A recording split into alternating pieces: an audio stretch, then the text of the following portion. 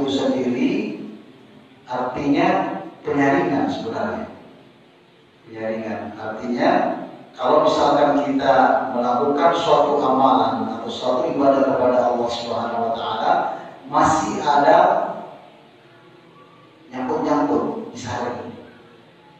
Bersedekah misalkan masih ada manna wal adha, masih ada harapan yang lain kecuali Allah, itu kita saring.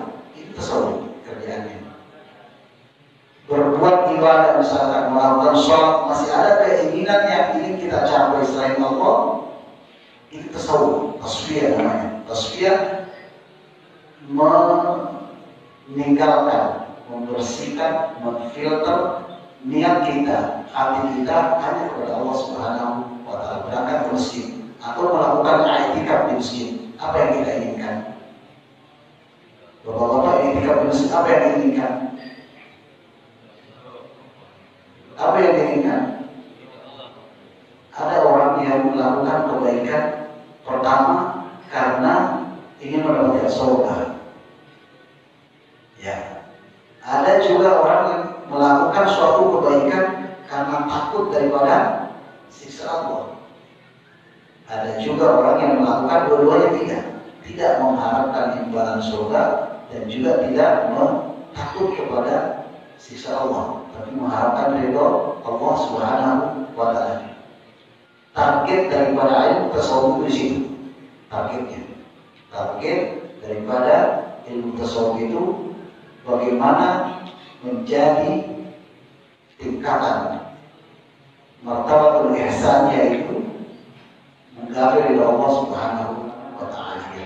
Untuk kita maksimalkan fungsi daripada terjaga, peka, meningkatkan sensitivitas ruh yang ada dalam jiwa kita. 3 ini perlu kita miliki. Yang pertama, selalu merasa nyaman. Tidak ada suatu kejadian yang Allah berikan kecuali itu sifatnya nikmat. Kita sakit, waktu sakit ya Allah, kadang-kadang berpikir seperti ini, bisa nggak ya Allah saya bisa beribadah seperti teman-teman muslim, saudara-saudara muslim. Allah beri sakit, asam kuatkah dia, nggak bisa kencingkah dia, tapi bagaimana mengolah kejadian ini bisa menjadi nikmat? Apa yang kita lakukan? Banyak sekali hadis mengatakan bahwa sakit itu bisa kafaratul dzunub. Kan seperti itu. Penyakit yang diberikan Allah kepada seorang hamba itu bisa memutihkan. Tapi kita lihat, dan tadinya ya Allah, kenapa prasangka pertama misalnya, prasangka pertama ya Allah, kenapa saya sakit? Saya nggak bisa tarawih sama teman-teman saya di sini. Ya, tapi karena kita punya berusaha berkhususan kepada Allah, kita mentolak, kita lihat hadis-hadis ternyata di salah satu dari balik dari penyakit yang Allah berikan itu kafar.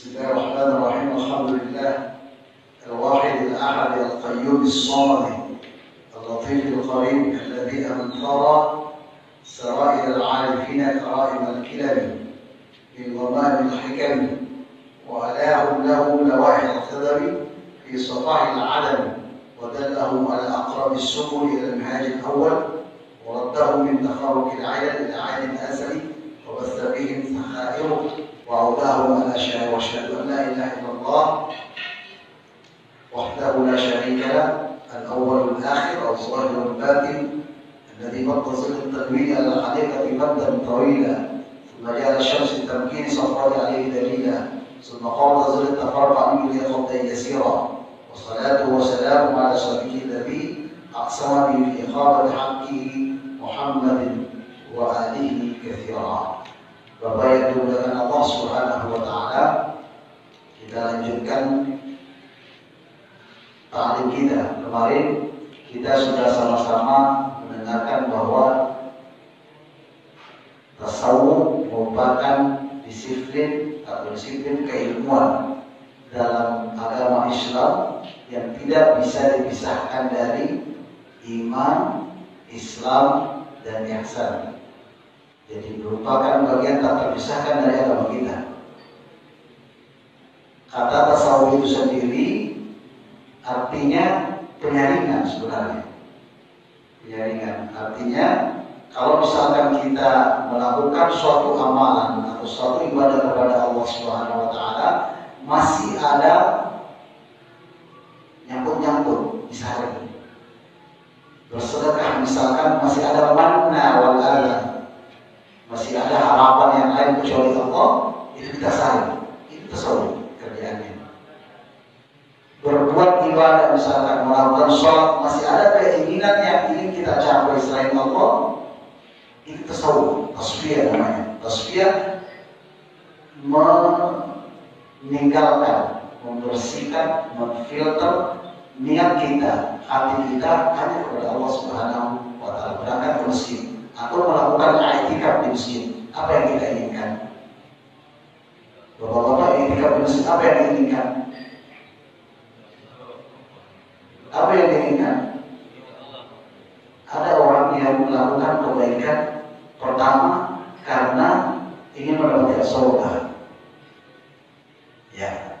Ada juga orang yang melakukan suatu kebaikan karena takut daripada siksa Allah. Ada juga orang yang melakukan dua-duanya tidak mengharapkan imbalan surga dan juga tidak takut kepada siksa Allah, tapi mengharapkan ridho Allah Subhanahu wa taala. Target daripada ilmu tasawuf di situ. Target daripada ilmu tasawuf itu bagaimana menjadi tingkatan martabatul ihsan, yaitu menggapai ridha Allah Subhanahu wa taala. Kita lihat dalam buku Manasir Zahiri Al-Harawi. Saya bacakan langsung saja. Qala Rasulullah sallallahu alaihi wasallam, siru sabaqal mufarridun. Qalu ya Rasulullah, wa man mufarridun? Qala al-muhtazzun alladziina yahtazzuna fi dzikrillahi 'azza wa jalla. Yada'u dzikra 'anhum athqalahum fayatuna yawmal qiyamah khafafa. Siru, bersegeralah, bergiat-giatlah. Sabaqal mufarridun. Orang-orang mufarrid itu artinya nanti para sahabat nanya, mufarrid itu apa sih sebenarnya wahai Rasulullah? Mufarrid itu apa? Orang-orang mufarrid ini telah mendahului kita, telah mengalahkan kita, lebih awal dari kita. Semuanya sabaqal mufarrid. Ya Rasulullah, qala mufarridun. Kemudian para sahabat bertanya, apa yang dinamakan Rasulullah mufarridun itu? Qala, Rasulullah SAW menjawab, al-muttazzun alladziina yahtazzuna fi dzikrillahi 'azza wa jalla. Mereka yang suka mengumpul mengingat Allah, mereka yang suka berzikir mengingat Allah, mereka yang suka mengatakan arsy Allah dengan zikir kepadanya. Itu yang dimaksud dengan al-mufarridun. Jadi kalau ada jamaah-jamaah yang melakukan zikir bersama, ada jamaah yang melakukan wirid bersama, ada jamaah sabaq. Mereka telah mendahului kita. Kita selama ini melakukan amalan-amalan yang sifatnya formal, yang sudah disampaikan Rasulullah seperti ini.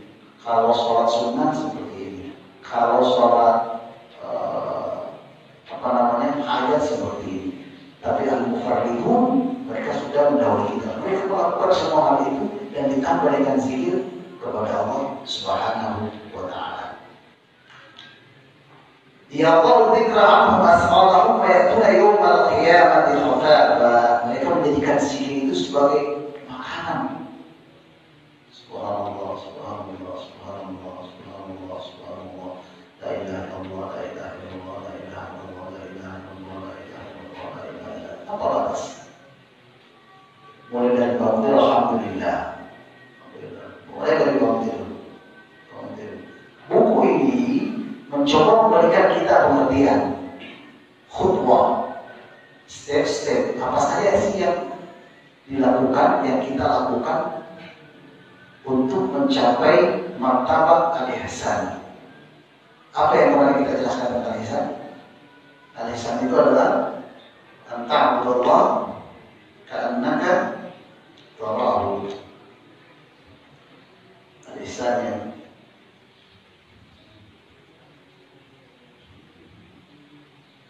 an ta'budullah ka'annaka tarahu fa in lam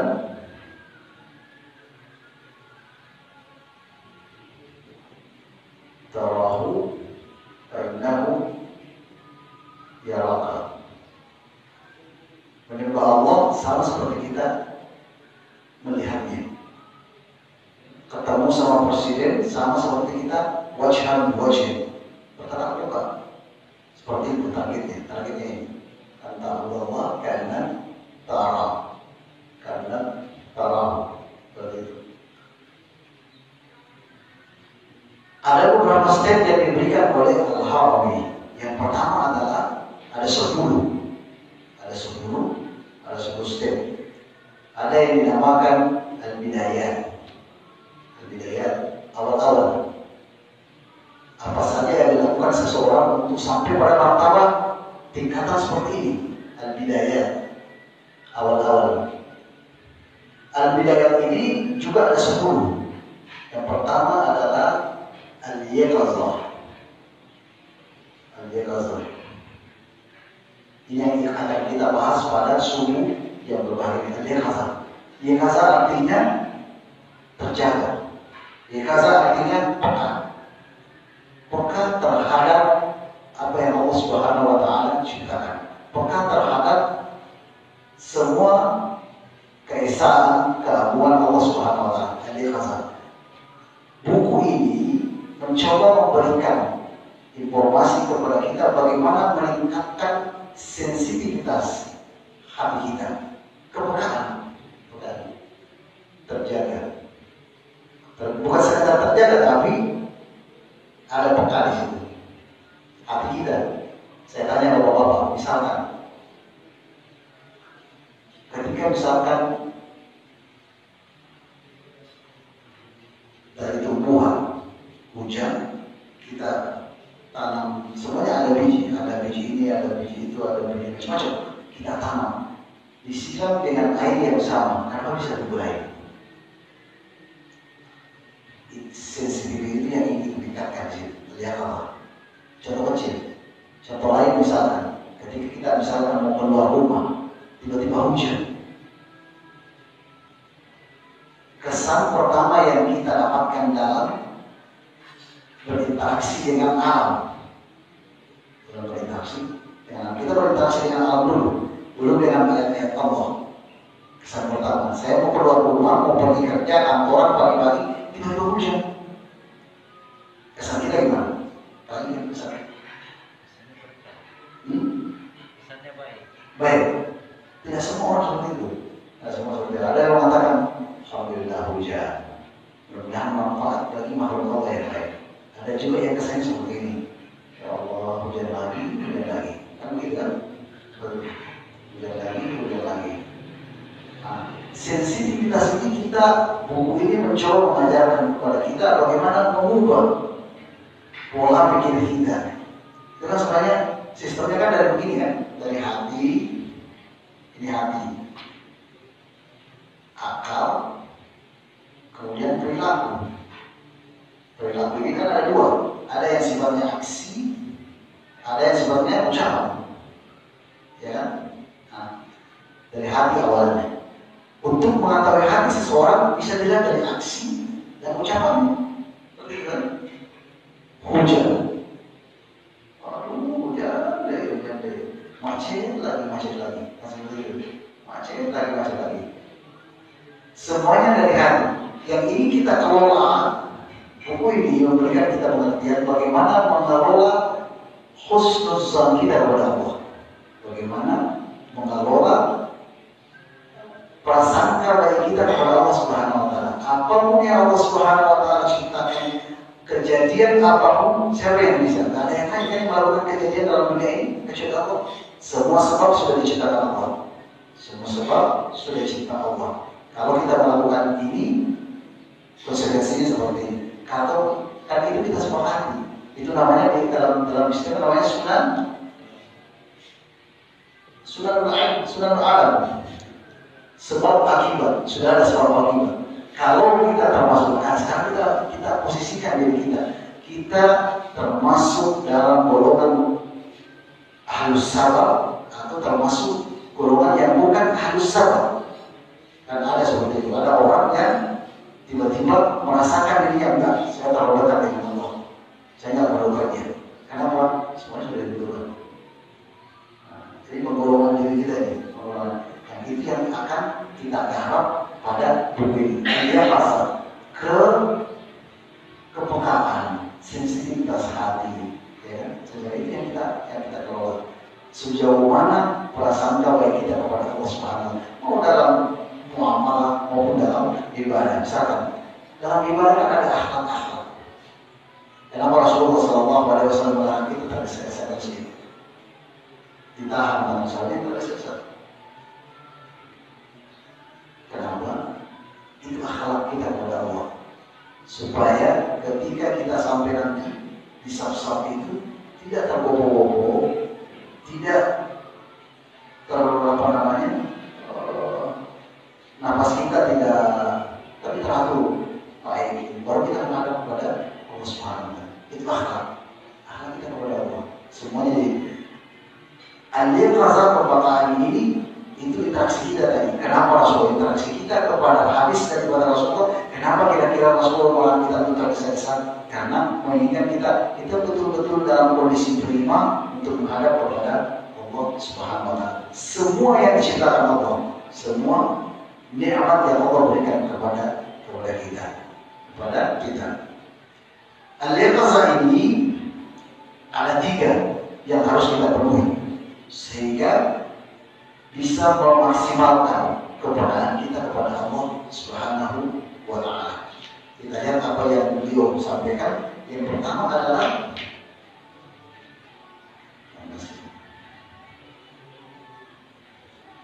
lahirul qalbu ila ni'mah. Hati kita ini selalu merasa ni'mah. Dan itu susah kan sebenarnya. Kadang-kadang di rumah ada perbedaan cinta-cinta dengan istri. Kadang-kadang di rumah semua, tapi kalau kita bisa memilih semua kejadian ini, insya Allah hati itu nikmat. Contoh, tidak ada orang yang tak diuji. Kadang-kadang kejadian itu kita selalu berprasangka bahwa wah saya disiksa lagi. Ya, padahal kejadian itu belum tentu siksa. Bagaimana kita mengolah persepsi yang pertama tadi ini menjadi suatu nikmat. Contoh kecil. Anak tiba-tiba mau bayar sekolah, kita tak punya uang untuk bayar. Kalau anak bapak tidak bayar hari ini, tidak bisa ikut ujian. Meningkatkan perkataan kita gimana? Ya, sikap kita, interaksi hati kita dengan kejadian tadi, dengan statement yang dikeluarkan oleh sekolah tadi, dengan hati kita beragam. Ada yang kontra, menginginkan itu sekolahnya, akhirnya kan kenapa harus bayar, kenapa harus dikeluarin anak saya, kenapa harus bla bla bla bla seperti itu. Interaksi. Ini dinamakan nafsu amarah. Nafsu selalu ingin nakal. Ada jiwa yang tidak seperti itu, tapi dia, insya Allah saya usahakan, saya akan nyari supaya bisa menutupi, supaya anak saya bisa ikut sekolah, ikut ujian, tidak dikeluarkan. Interaksi kita dengan statement yang ada dalam jiwa bersatu, ya kan? Ini yang itu namanya lahizal qalbu bin ni'mah. Hati kita betul-betul selalu dalam kondisi apapun merasa nyaman. Untuk itu yang pertama. Untuk memaksimalkan fungsi daripada kepekaan ini, hati harus selalu merasa nyaman. Dalam kondisi apapun, dalam kondisi macet misalkan, bentar lagi buka satu di rumah, selalu kita lihat kira-kira hikmahnya apa, kenapa saya kemacetan di sini, selalu diajak hati itu untuk selalu peka, selalu berhusnuzan kepada Allah Subhanahu wa taala. Kenapa bisa macet? Karena orang punya klakson. Kondisi jiwa. Ada juga yang sahabat yang zikir kepada Allah selalu hatinya muta'alliq, selalu berhubungan dengan Allah Subhanahu wa taala. Daripada saya ngomel orang yang di depan saya bunyi klakson segala macam, ini saya zikir kepada Allah Subhanahu wa taala. Kondisi hati menjadi lahir qalbu bin ni'mah yang pertama. Lahir qalbu, hati kita harus selalu merasa nikmat. Merasakan nikmat. Tentunya nikmat Allah ya, nikmat Allah. Itu yang pertama. Hati selalu merasa untuk memaksimalkan fungsi daripada yaqazah, terjaga, dan kebalikan daripada yaqazah sebenarnya tidur. Coba kita lihat, perhatikan firman Allah Subhanahu wa taala. Wa man lam yatub, kita perhatikan firman Allah, qul innama a'idukum biwahidatin an taqumu lillah. Sesungguhnya saya hendak memberikan nasihat kepada kalian, kepada orang-orang musyrik. Rasulullah mengatakan kepada orang-orang musyrik, maka saya ingin memberikan suatu nasihat kepada kalian biwahidah, apa ya? An taqumu lillah. Hendaknya memberikan hak-hak Allah, hendaknya memberikan prasangka-prasangka baik kepada Allah. Itu yang kata-kata kumu. Kalau pernah dengar al-rijalu qawwamuna qumun lillahi syuhada, kata-kata kumu, qama, dari qama artinya tinggal dan menetap. Antaqumu lillah, kita diberikan nikmat kehidupan oleh Allah Subhanahu wa taala. Ditambah kata lain itu apa? Kumu artinya al-musahama, memberikan kontribusi yang baik, positif. Karena siapa? Karena Allah. Kita benahi masjid karena siapa? Karena Allah. Kita bersedekah karena siapa? Karena Allah. Itu namanya kumu. Ada orang yang hidup tidak kumu.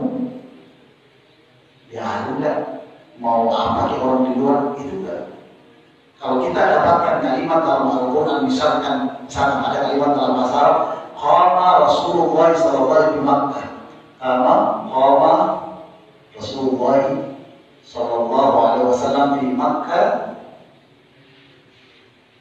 23 sana. Rasulullah sallallahu alaihi wasallam bermukim. Kata-kata mukim ini selalu identik dengan adanya kontribusi yang diberikan oleh seseorang kepada lingkungannya. Itu qama. Tapi kalau nginap beda. Itu menggunakan kata-kata waqah dalam Al-Quran. Apa artinya kalau nginap di Musdalifah? Apa namanya? Mabit. Itu dari mata. Mabit di Musdalifah. Ngapain tidak ada kontribusi di situ. Tapi kalau menggunakan kata-kata qama, ada kontribusi. Dia bermanfaat kepada masyarakat, bukan sampah masyarakat.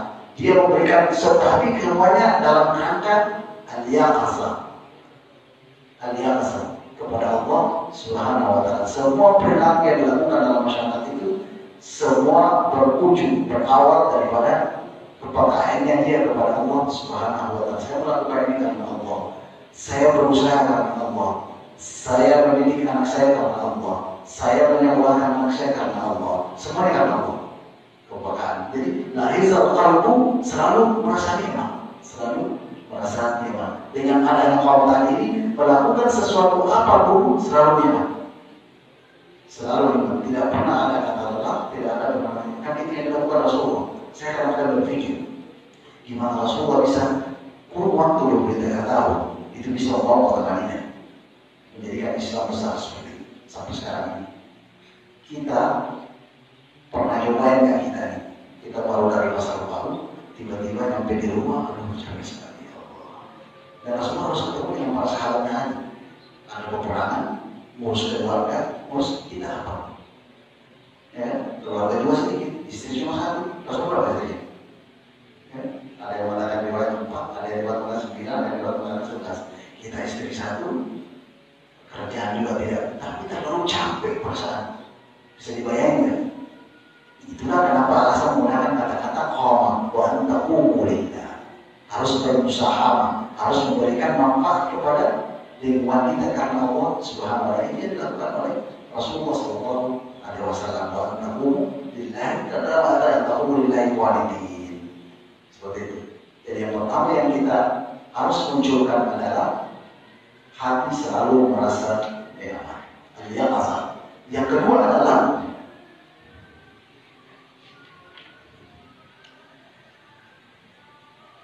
mutala'atu al-jinayah. Memperhatikan kesalahan-kesalahan yang kita lakukan. Dari ada muhasabah, introspeksi, muhasabah. Saya melakukan hari ini saya marah nggak sama istri saya? Betul. Kayak untuk mencapai memaksimalkan fungsi kepekaan, hari ini saya marah nggak kepada anak-anak ya? Ada nggak omongan saya kira-kira yang kasar yang saya ucapkan hari ini? Ada nggak omongan saya menyakiti tetangga? Ada nggak perbuatan saya? Kadang-kadang kita merasa ini kan punya saya, tapi nggak berpikir bahwa itu menyakiti orang lain. Sama seperti berkendara. Semua orang bebas berkendara kan? Mobil-mobil saya jalan-jalan ya bebas. Tapi kita harus memperhatikan bahwa ada hak orang lain di situ. Ya. Berkendara kiri kanan, saya bisa berkendara kiri kanan tapi menyakiti orang lain.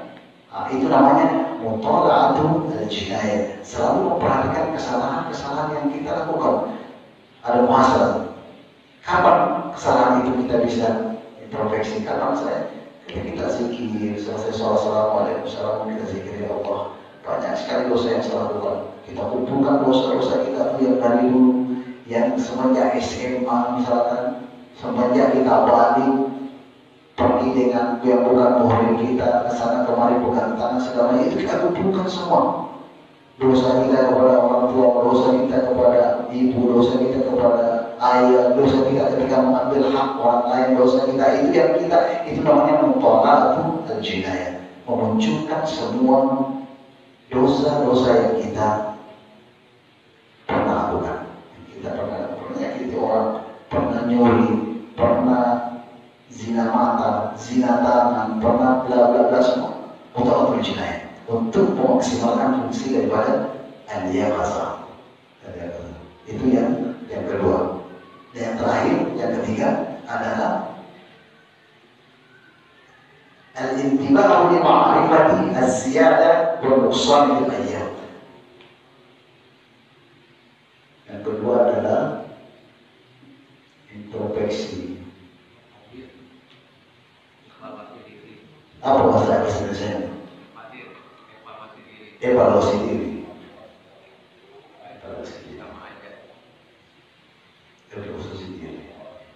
Tapi sifatnya dulunya yang arahnya negatif ya. Kalau yang tadi adalah positif, yang sekarang negatif. Mengingat semua kejadian yang kita lakukan. Yang ketiga adalah mengetahui kekurangan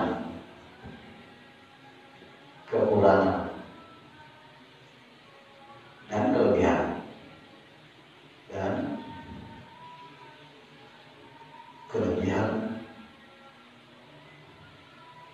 Jadi kita harus buat daftar sebenarnya. Kalau untuk belajar seperti ini, apa saja yang saya lakukan, di list dosa-dosa yang saya lakukan, amalan-amalan yang saya sudah tidak bisa ke hari ini. Seperti yang disebarkan di WWA. Jangan pernah lupakan bersedekah setiap hari di 10 terakhir Ramadan. Ya, 1.000, 2.000, 3.000, 5.000 atau seperti itu. Tergantung kemampuan kita. Karena diharapkan nantinya kelipatannya sama seperti 1.000 hari. Khairun min alfi syahr, 1.000 bulan maksudnya. Sedekah kita dalam negara. Jadi mengetahui kekurangan dan kelebihan untuk memaksimalkan fungsi daripada terjaga, peka, meningkatkan sensitivitas roh yang ada dalam jiwa kita. 3 ini perlu kita miliki. Yang pertama, selalu merasa nyaman. Tidak ada suatu kejadian yang Allah berikan kecuali itu sifatnya nikmat. Kita sakit, atau sakit. Waktu sakit ya Allah, kadang-kadang berpikir seperti ini. Bisa nggak ya Allah saya bisa beribadah seperti teman-teman muslim, saudara-saudara muslim. Allah bisa sakit, asal kuatkan dia, nggak bisa kencingkan dia. Tapi bagaimana mengolah kejadian ini bisa menjadi nikmat? Apa yang kita lakukan? Banyak Makanya saya harus mengatakan bahwa sakit itu bisa kafaratus dzunub. Nah, seperti itu. Penyakit yang diberikan Allah kepada seorang hamba itu bisa memutihkan. Tapi kita lega. Dan tadinya ya Allah, kenapa prasangka pertama misalnya, prasangka pertama ya Allah, kenapa saya sakit? Saya nggak bisa tarawih sama teman-teman saya di sini. Ya, tapi karena kita punya berusaha berkhusnudzan kepada Allah, kita bertolak. Kita lihat hadis-hadis ternyata di sela-sela dari balik dari penyakit yang Allah berikan itu kafar, ada memutihkan. Sehingga lahirlah doa yang diajarkan oleh kaum sufi mengatakan bahwa saya tidak bisa mendeteksi apakah ini nikmat atau bukan nikmat. Susah untuk mendeteksinya. Dalam keadaan sehat bisa melakukan ibadah kepada Allah, tapi dalam keadaan sakit bisa sabar untuk menyelesaikan atau menjalani penyakit yang Allah berikan kepadanya. Nah, itu yang kita ingin munculkan. Selalu merasa enak, selalu merasa khusnudzan baik kepada makhluk Allah, apalagi kepada Allah Subhanahu wa Ta'ala. Ketiga faktor ini harus kita miliki sehingga bisa memaksimalkan al-yaqazah, kepekaan atau sensitivitas jiwa kita supaya bisa kita menjadi orang-orang yang mencapai target tadi karena tarahu, karena menyembah Allah sama seperti melihatnya. Targetnya di situ. Ini langkah pertama, al-yaqazah. Selanjutnya ada yang namanya muhasabah, ada yang namanya mukasyafah, ada yang insyaallah kita akan pelajari yang sudah setengah 4. Mudah-mudahan insyaallah ada manfaatnya ke depannya. Kalau ada pertanyaan, maka silakan. Pertanyaan? Yang pertama itu sudah positif. Ya, positif. Memunculkan potensi-potensi positif kepada Allah Subhanahu wa Ta'ala. Mungkin sebagai ujian, jadi tidak bahwa kita masih tidak akan berapa subhan gitu. Ya, bukan sifatnya yang syubhat ini. Positif. Ini kan sebenarnya pembahasannya kan hati. Jadi dokter lebih tahu penyakit pasiennya. Penyakit seperti ini. Kalau dia punya kolesterol, obatnya seperti ini. Bisa jadi diobati, bisa jadi dikurangi. Kan jadinya pada pengobatan menuju pada positif. Kemudian kalau dia pengobatan, kalau jangan lakukan ini, jangan lakukan itu kan negatif. Seperti itu. Untuk memaksimalkan fungsi daripada sensitivitas al-yaqazah, kepekaan kita terhadap semua ciptaan Allah Subhanahu wa Ta'ala, semua ciptaan, kejadian dan ayat-ayat Al-Quran. Ada pertanyaan lain? Mudah-mudahan Allah insyaallah. Akhirul kalam, Assalamualaikum warahmatullahi wabarakatuh.